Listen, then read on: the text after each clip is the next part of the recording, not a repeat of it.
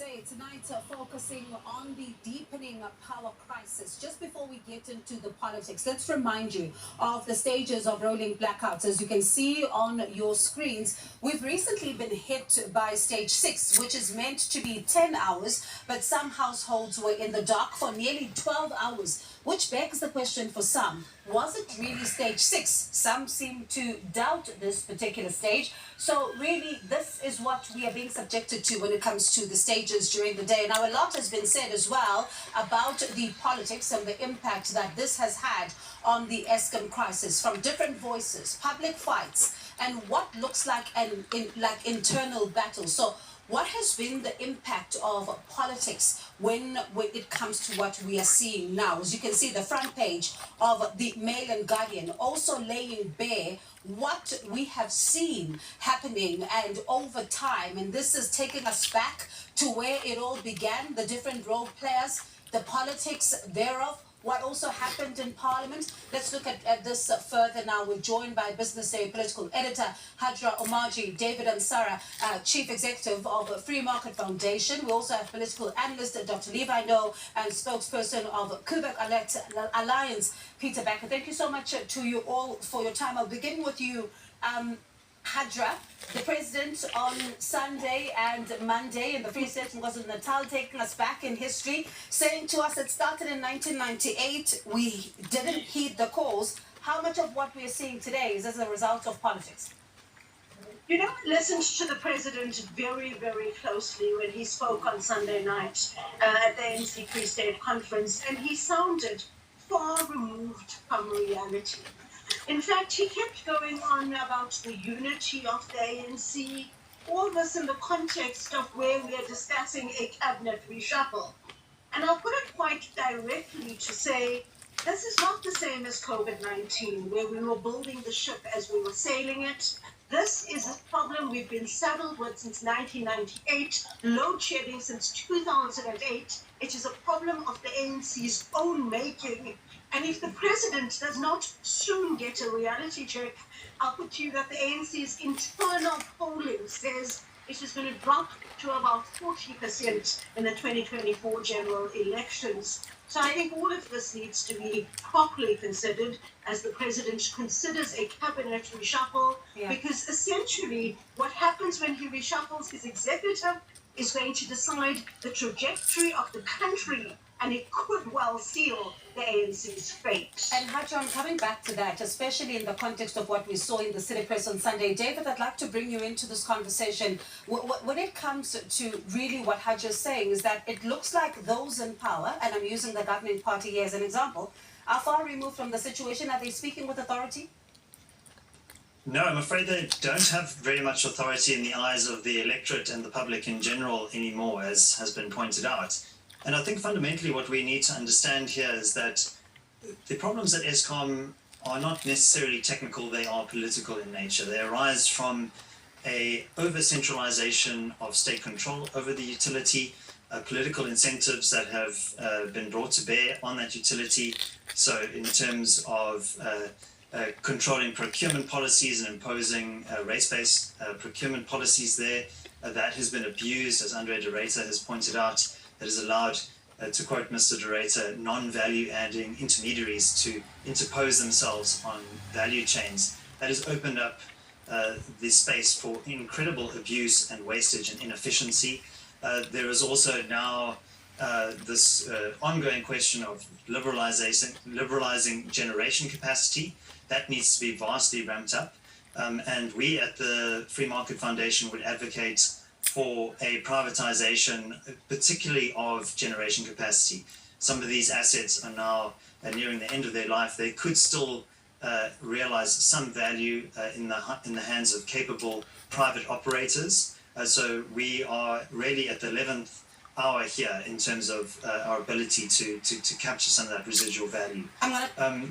So political problems require political solutions, and that means getting the politicians as far away from Eskom as possible. I'm going to come back to that because I want to know what as far away looks like, particularly when if they can argue that they are the shoulder. But I'm coming back to you, David, in just a moment. Peter, there is something that we often hear and even the SIU now looking into it, the issue of sabotage. How much of this as well is also a part of politics? Because we're now seeing in the public domain reports suggesting that the CEO also says a lack of political will in this particular point to deal with it is also going to be disastrous.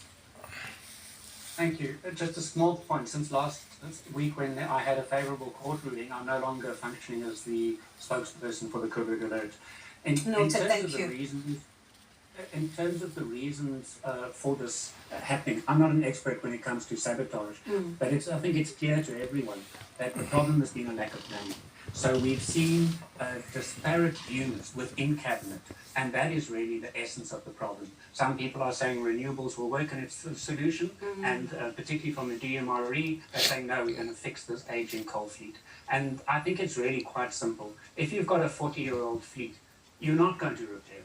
It's a pipe dream. Do you think we're going to get to 75%, this aspirational goal that's been set? And the essence of the problem we're in now is an obstructionism from the DMRE in terms of renewable rollout. We had a really successful potential program that was obstructed by people at Eskom, and in general, the DMRE is of the view that renewables don't work and it's not the solution. And that obviously flies in the face of science, experience around the world, and what all the experts are telling us. I'm going to latch on to that and go to you, Dr. Ndlovu, because this has also been at the heart of what some have argued, that it's politics also laid bare in government when we look at what has been said between the Public Enterprises Minister and the Mineral Resources Minister. Quite some public statements of the two being so different, yet they come from the same political party. Wongiwe, good afternoon. Good afternoon to the my colleagues and the viewers at home. Indeed, this is politics. You need to look firstly at the processes and systems in the SOEs. Politicians get quite involved, especially when it comes to the appointment of the board members. To a certain extent, they also get involved in the appointment of those that are supposed to run these entities.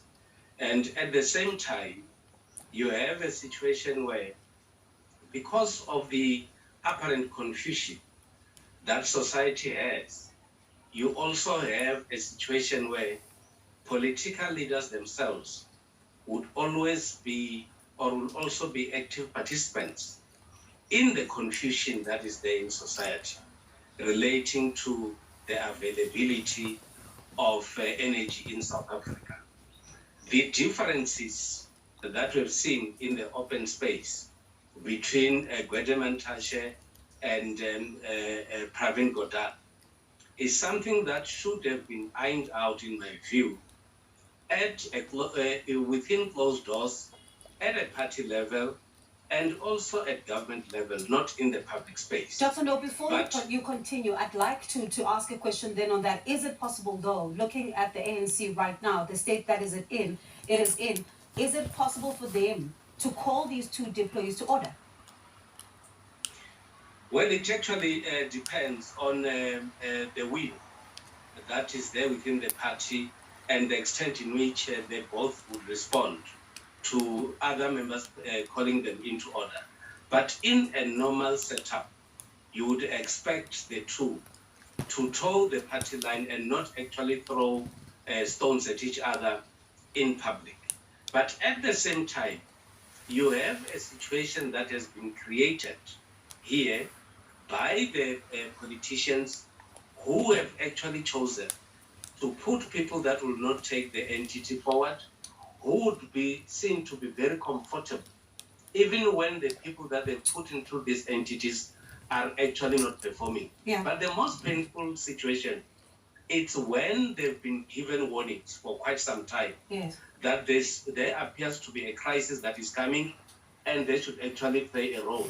And unfortunately, the advice that came in was actually not had, or was actually not responded to by the politicians.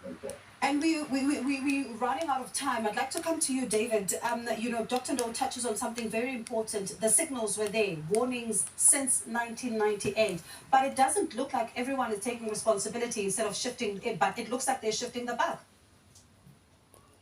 Yeah, I think that's quite right, and I think a lot of people have laid the blame for Eskom's failures at Eskom itself, at the door of Eskom itself. But I think that is perhaps unfair. I think we need to look at the political incentives that are operating around the utility. And there's going to be much speculation around who will replace Andre de Ruyter. But the fact of the matter remains is that it doesn't matter who replaces him, because the prevailing ideology of state control will still be in place.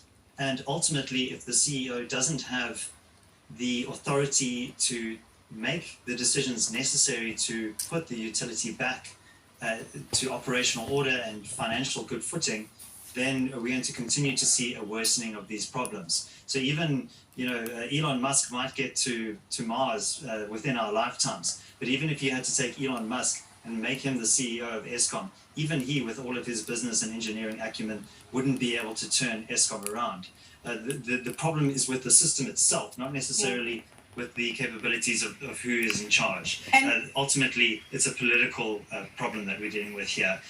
And it certainly really sounds like a hugely deep political problem, as you said, that needs a political solution. But Hajra, 2024 is just a couple of months away. How big of an election issue is this going to be?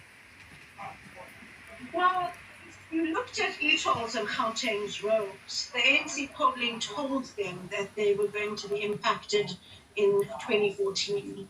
They didn't take that polling seriously, and they lost 10% in one election in Gauteng. The same in terms of the workers' vote in both Cape Town in 2006 as well as Nelson Mandela Bay in 2011.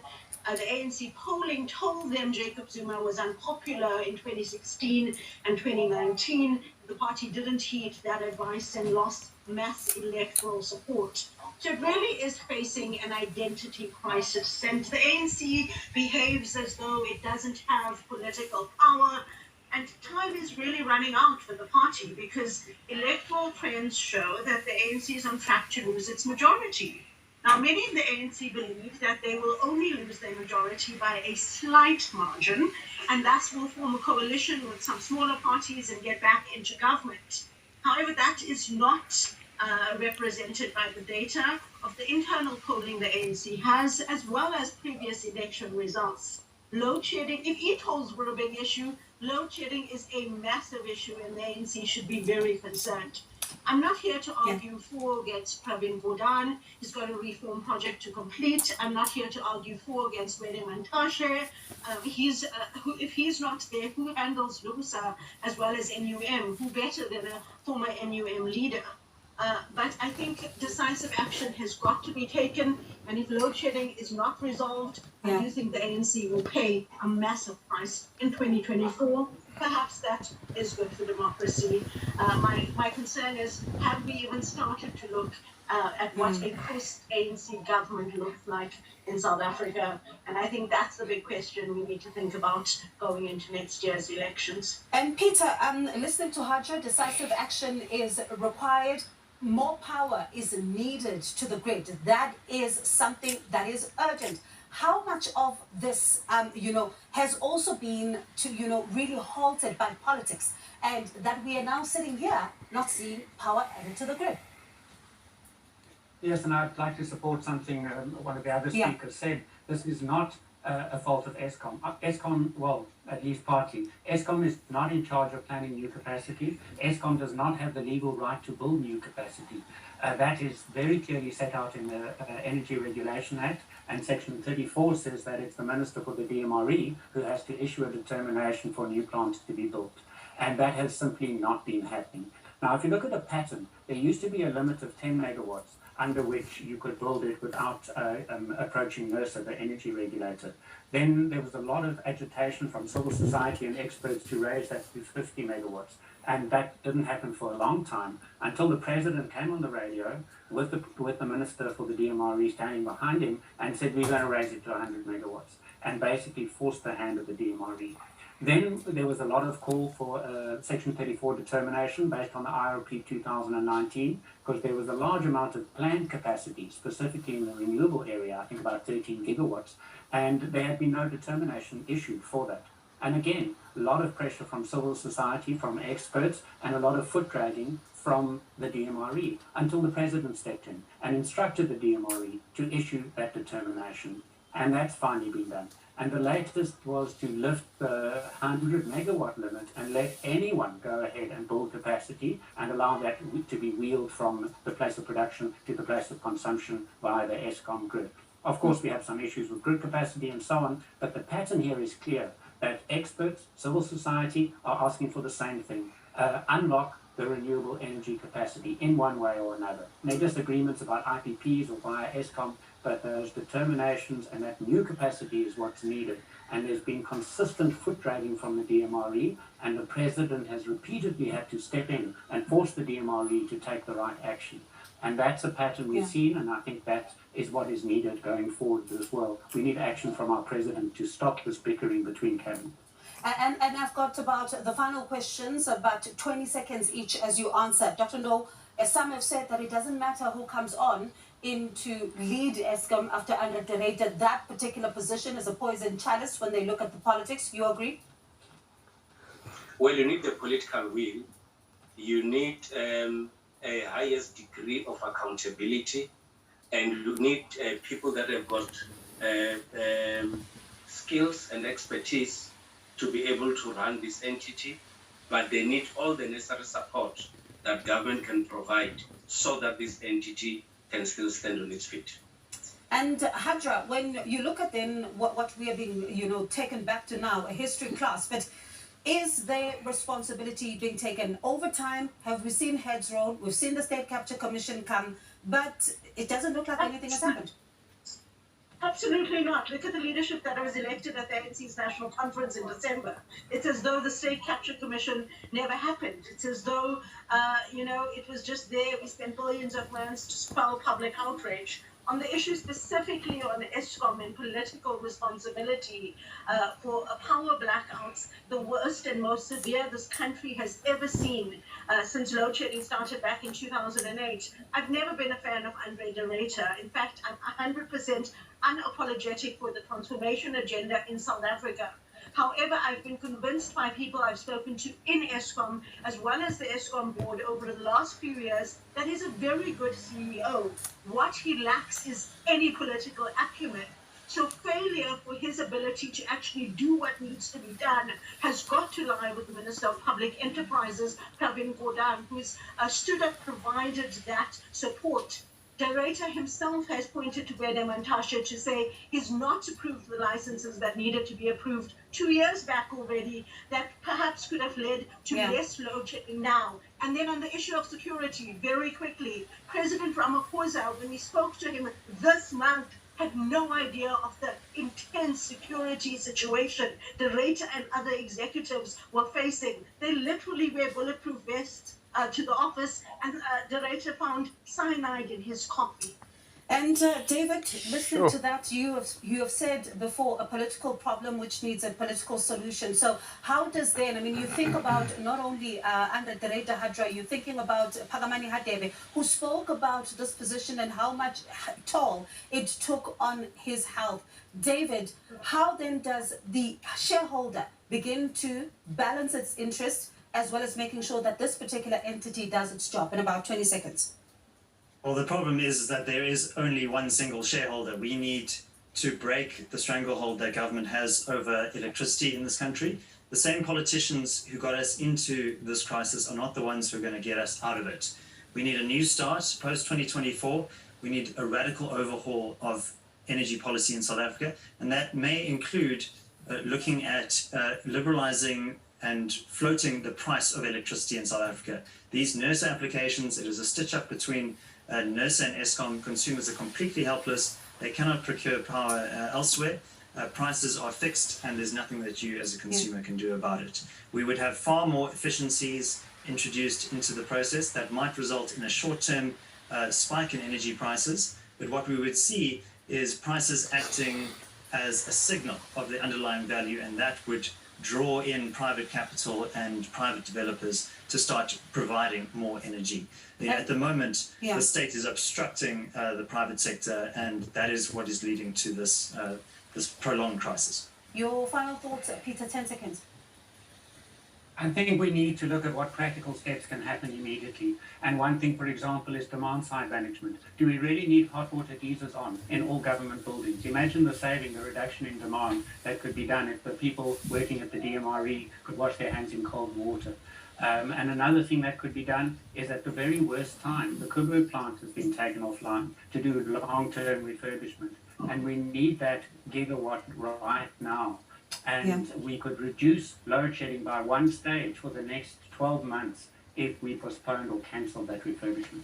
Thank you so much to you all for your time. Just the tip of the iceberg. There's a lot to scratch when it comes to this particular issue and the politics thereof. But let me thank you all for your time. That was political editor at the Business Day, Haja Umarji, David and Sarah, Chief Executive of Free Market Foundation, also political analyst Dr. Levi Ndo, spokesperson of former spokesperson of Coburg Alliance, Peter Becker. Thank you so much to you all for your time. Well, the politics appear to be really at the heart of what we are seeing. So what then becomes, that one thing that moves the needle in this particular regard? Let's take a short break. When we come back, we'll bring you more news and certainly a lot more on the power crisis.